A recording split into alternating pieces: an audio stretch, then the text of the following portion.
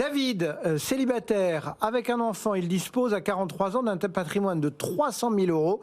Il nous précise qu'il y en a 200 000 en assurance vie et 100 000 en épargne réglementée. Et il veut votre avis, Christian.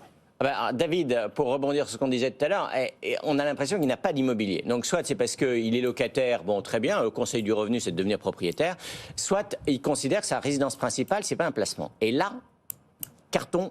Peut-être carton rouge, carton jaune, carton cramoisi, carton cramoisi on va dire, parce que non seulement c'est un placement, c'est même le principal des placements pour la plupart des Français, et en plus c'est une formidable niche fiscale puisqu'il n'y a pas d'impôt sur la plus-value à la revente et vous profitez, il y a un avantage en termes de succession et vous profitez d'un abattement de 30% pour l'IFI. Bon, ça c'est le premier remarque. La deuxième remarque, c'est qu'il a quand même investi 100 000 euros en épargne réglementée, c'est-à-dire sur des placements qui aujourd'hui peu ou prou rapportent moins que l'inflation, c'est quand même beaucoup. Alors comme il est célibataire, de toute façon, il a forcément investi dans un PEL, parce que sinon c'est pas techniquement parlant, vu les plafonds sur le PEA et le LDDS, voire même le LEP, c'est pas possible. Donc 100 000 euros sur d'un placement, un tiers de ces placements sur des supports qui rapportent moins que la hausse des prix, c'est quand même ça va piquer à la fin de l'année. Hein, il va perdre 3% à minimum selon les prévisions du revenu. Il va perdre quand même à minimum 3% de pouvoir d'achat. Hein. Ça fait dire quand même 3 000 euros. Hein. Bon. Donc, un peu sévère. Ensuite, et troisième point. Cramoisi est en train de virer au rouge. Hein. Là, mais des rouges qui va pouvoir passer au vert avec simplement. Le troisième point, c'est que il ne parle pas d'action non plus, et donc peut-être dans son assurance vie, il a peut-être pas du fonds euro. Il a, c'est vrai. Mais attention, il a 200 000 euros en assurance vie. Vous avez raison. Donc, conclusion, soit David est locataire et je recommande le revenu, lui recommande de devenir propriétaire.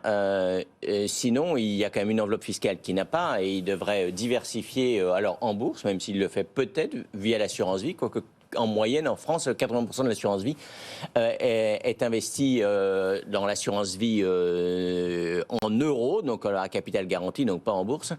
Il n'a pas de PEA, donc moi le conseil que je lui donnerais, c'est d'ouvrir un PEA et de gérer son PEA en direct. Voilà. C'est un peu en suivant nos conseils ou vos conseils que vous donnez régulièrement. Donc un carton pas vraiment rouge, mais pas mal. Vous serez plus indulgent ou pas, monsieur Van Nuffel? Je serais forcément. Maître Fontaine ne l'est pas. Hein. Vous savez déjà. Il a pris cher, la pauvre. Moi, il faut que j'y aille de toute façon sur des pincettes, parce qu'avec ce genre d'informations-là, j'en ai pas assez pour pouvoir donner un conseil. Moi, je suis CIF, contrairement à mon cher ami Christian, donc je conseille comme ça, avec peu d'informations. Il faut y aller mollo. Non, mais on peut avoir voilà. Une chose très claire pour David, 100 000 euros en épargne réglementée, quel que soit le taux du livret A et des autres qui ont... c'est trop.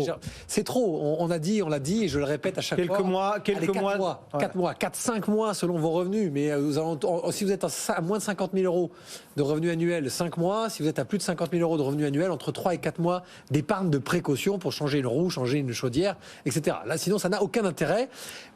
Si vous avez en plus un enfant, privilégiez l'assurance vie, multi-support pour aller un peu sur les marchés, pour faire plaisir à Christian sans avoir besoin d'aller en PEA.